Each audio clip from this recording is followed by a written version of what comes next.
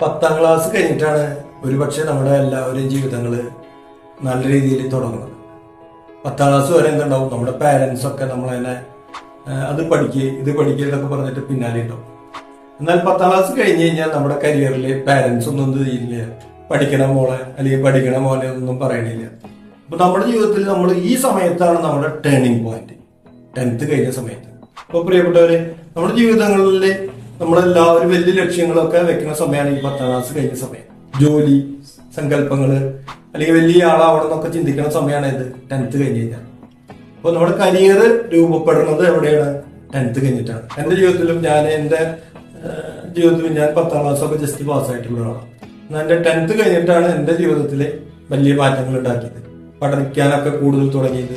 അപ്പോ വലിയ മാറ്റങ്ങൾ നമ്മൾ ഉണ്ടാക്കാൻ പറ്റും. കാരണം ഇന്നിപ്പോ ഞാൻ ചാർട്ടേഡ് അക്കൗണ്ടന്റ് ഒക്കെ ആയിട്ട് പ്രാക്ടീസ് ചെയ്യുന്നുണ്ടെങ്കിലും അത് എന്റെ കരിയറിലെ ജീവിതത്തിൽ മാറ്റങ്ങൾ വന്ന് 12th കഴിഞ്ഞിട്ടാണ്, അതായത് 10th കഴിഞ്ഞിട്ടാണ്. അത് 11th 12th എന്റെ ജീവിതത്തിൽ വലിയ മാറ്റങ്ങൾ ഉണ്ടാക്കിയത്.